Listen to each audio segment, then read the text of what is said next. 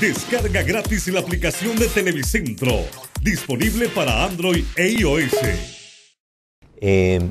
Nosotros desde el Instituto Centroamericano de Estudios Fiscales observamos que la política fiscal es el rostro concreto de la voluntad política, porque mucho se puede hablar del tipo de país que se quiere tener, podemos tener hermosos discursos desde lo público, desde lo privado, pero es en los presupuestos donde sabemos a qué le está apostando una sociedad y a qué no.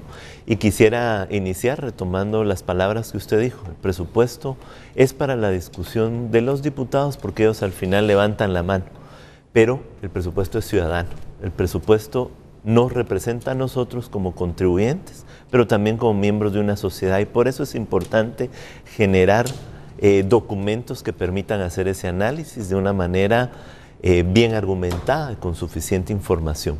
Ahora bien, nosotros hemos puesto ese título al documento en esta ocasión porque al observar lo que ha sucedido en los últimos años y lo que dice este proyecto de presupuesto, sí hay que reconocer que hay un cierto divorcio entre, por ejemplo, los planes de desarrollo que tiene el país o incluso la Agenda Global de Desarrollo que se acaba de firmar. El Estado hondureño fue a Nueva York y también aprobó esa agenda de desarrollo que es muy incluyente, que tiene y que tiende a darle a las personas un lugar preponderante. ¿Qué es lo que encontramos en el proyecto de presupuesto?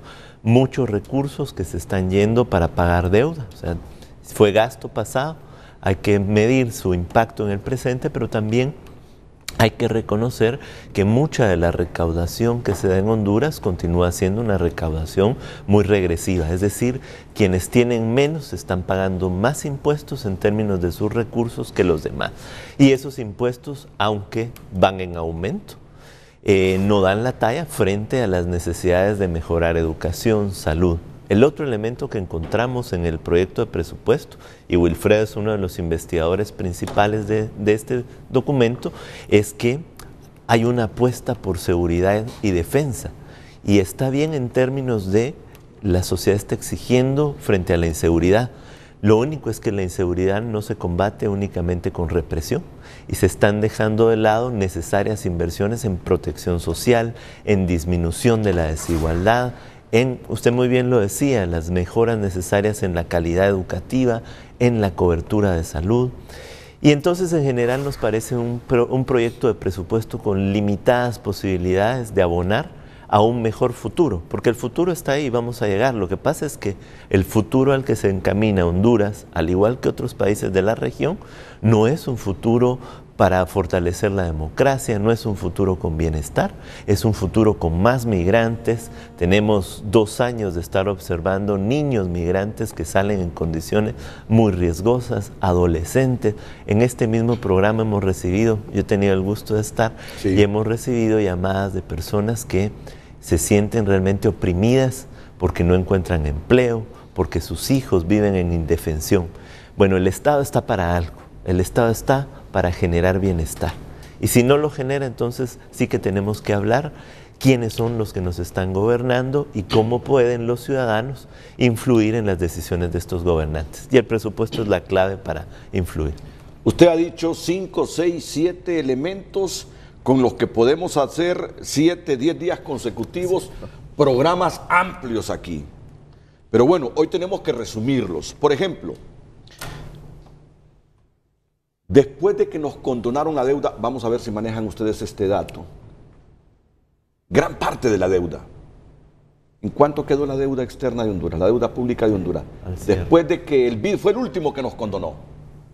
Yo creo que quedó en ¿cuánto? Quedó alrededor de 20% del PIB, 20-25%. Eso en dólares, ¿cuánto significa? En ese tiempo, bueno, se condonaron alrededor de 4.000 millones de dólares. Eso representaba una disminución hasta casi 1.000 millones de dólares. Correcto. Por ahí quedó nuestra deuda. ¿Ese endeudamiento de los últimos años es coherente con el desarrollo que tenemos ahora? ¿O no?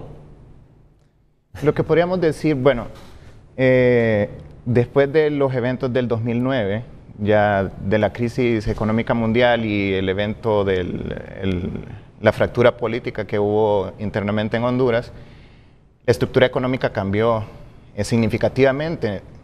anterior a la crisis estábamos registrando crecimientos mayores a 6% en 2005, 2006, 2007. Posteriormente, con la crisis, no hemos alcanzado de nuevo esas tasas de crecimiento. De hecho, en promedio hemos crecido alrededor de 3.5%. Si yo a ese 3.5% le quito el crecimiento per cápita, o sea, el crecimiento de la población, y lo resumo en términos per cápita estaríamos creciendo alrededor de 1.5%. Que un país con las características de Honduras, con ese crecimiento per cápita, jamás va a tener incidencia en reducción de pobreza y de desigualdad. Entonces, ¿qué sucede? El presupuesto ha tenido, a partir del 2009, problemas principalmente de fondeo, debido a que con ese evento se cortaron las fuentes de financiamiento, porque hubo un freno debido a que no se reconocía el gobierno y se optó por financiamiento interno en ese entonces. En el 2013, bueno, 2012 y 2013 se registran un déficit muy alto. En el 2012 fue 6% del PIB, en el 2013 fue 7.9% del PIB en administración central. Este déficit ha sido el segundo más grande de los 90, en el 93 fue 9% del PIB, ese fue el segundo más grande. En ese momento la deuda creció a tasas muy grandes y fue el motivo principal por la cual se busca el fondo y el acuerdo. Esto creó un proceso de consolidación fiscal que ha tenido éxitos cuantitativos, pero no en la asignación de recursos hacia los objetivos de desarrollo, como ser gasto social, gasto en niñez y adolescencia, en infraestructura. Ahí vamos. Solo en intereses en los últimos 3 años, ustedes me dicen aquí que hemos pagado 80.000 millones de lempiras, prácticamente lo que representa el presupuesto del gobierno central anual de nuestro país. Sí, así es. Bueno, sí hay que reconocer que se han pagado algunos pocos de capital que dan la posibilidad de que al final de cuentas tengamos el mismo saldo de deuda. Pero la gran pregunta es el impacto, y por eso mismo en el documento nosotros volvemos a rescatar la idea de que necesitamos un Estado que se evalúe, un Estado más transparente. Creemos que, al igual que lo ha expresado muchos de los ciudadanos, es importante, lejos de generar leyes para la secretividad, necesitamos generar espacios para poder medir las políticas públicas y discutir sobre su impacto. Venimos de una región, Centroamérica en este momento es una región en donde hay una discusión sobre los niveles de corrupción, y en la medida en la que haya más opacidad, en esa medida es más difícil poder atacar esos gravísimos problemas, porque la corrupción, al igual que la ineficiencia y los privilegios, van generando poco impacto en las políticas públicas de cualquier país, no solo de Honduras. Sí. Quería dar una observación muy importante sobre este análisis. Bueno, ya mencionamos que la carga de servicio de la deuda es muy grande, son 32.000 millones de lempiras, que es superior a todo el presupuesto de educación, es superior si lo comparamos al presupuesto de salud y a muchos más que son de gasto social. Sumado a eso, bueno, si yo tomo el presupuesto de gastos y tomo los salarios y tomo este servicio de la deuda, el 61% del presupuesto de egresos se va en esos dos rubros. Entonces, ¿qué me queda para lo demás? Ese poco de recursos que me queda para asignarlo, estamos viendo que tiene una dirección hacia defensa y seguridad. Estamos hablando que defensa y seguridad en ese presupuesto tienen asignados más o menos 12.800 millones de lempiras. Si a eso le sumo la tasa de seguridad que tiene relación con el tema de transparencia, porque ese fideicomiso no está dentro del presupuesto, no consolida con el presupuesto. Si le sumo esos 2.000 millones más o menos, estamos hablando de 14.800, casi 15.000. Entonces estoy hablando que seguridad y defensa tienen más presupuesto que salud. Y tiene un poco más de la mitad del presupuesto de educación. Entonces, el título del documento tiene relación a que pensemos, algún país ha desarrollado, se ha crecido en gasto, enfocando o focalizando su gasto en seguridad y defensa, dejando al lado el gasto en salud y en educación de la población. Del deterioro del gasto social es el relacionado con las inversiones en la niñez y adolescencia, que pasará de representar 8.6% del Producto Interno Bruto en 2013 a 7.7% en 2016. En términos reales, considerando la inflación, se observa una reducción de la asignación diaria, la cual pasa de 0.86 centavos de dólar en el 2013 a 0.75 centavos de dólar en el 2016. En términos del PIB, ¿no sería esta la primera vez que la inversión pública en niñez y adolescencia se reduzca en aproximadamente un 1.0% del PIB? Pues esto ya sucedió en 2011 con los consecuentes impactos en el bienestar de este grupo etario. Cabe anotar, dice el ICEFI, como aspecto ilustrativo de estos impactos, que la niñez deportada y recibida por el Instituto Hondureño de la Niñez y la Familia entre 2012 y 2014, cifras a octubre, pasó de 1.832 a 9.469 niños migrantes. También que la cobertura en vacunación para menores de 2 años de edad bajó de un 95.6% en 2012 a un 87.4% a finales de 2014. Así es. Ellos de esta manera sustentan el deterioro en el gasto social en Honduras. ¿Qué les parece? ¿Comentarios?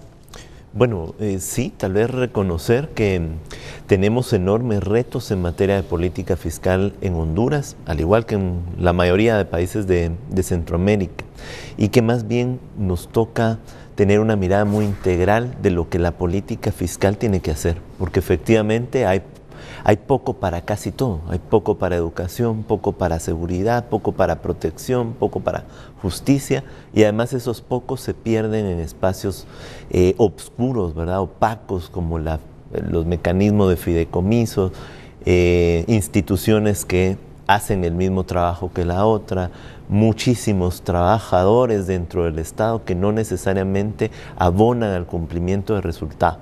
Sin embargo, y aunque esa discusión es una discusión que está pendiente en el país, pues podemos encontrar espacios como el grupo promotor de diálogo fiscal para que la discusión estructural se pueda ir dando. Pero en lo concreto, este proyecto de presupuesto debería de ir caminando en el Congreso para tener un rostro mucho más humano y un rostro que permita por lo menos blindar las inversiones en niñez y adolescencia.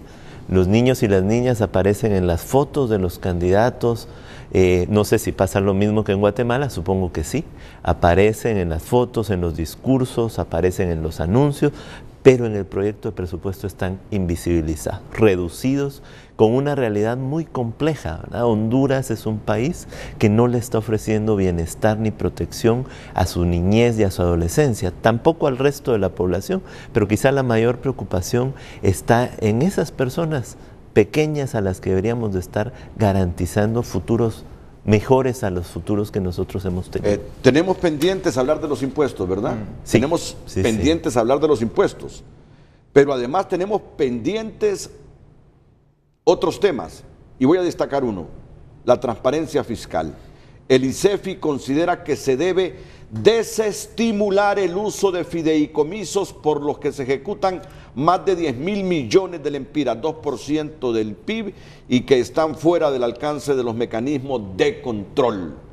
Palabras mayores, palabras mayores. El ICEFI considera que se debe desestimular el uso de fideicomisos por los que se ejecutan más de 10.000 millones de lempiras y que están fuera del alcance de los mecanismos de control. O sea que ahí no hay rendición de cuentas.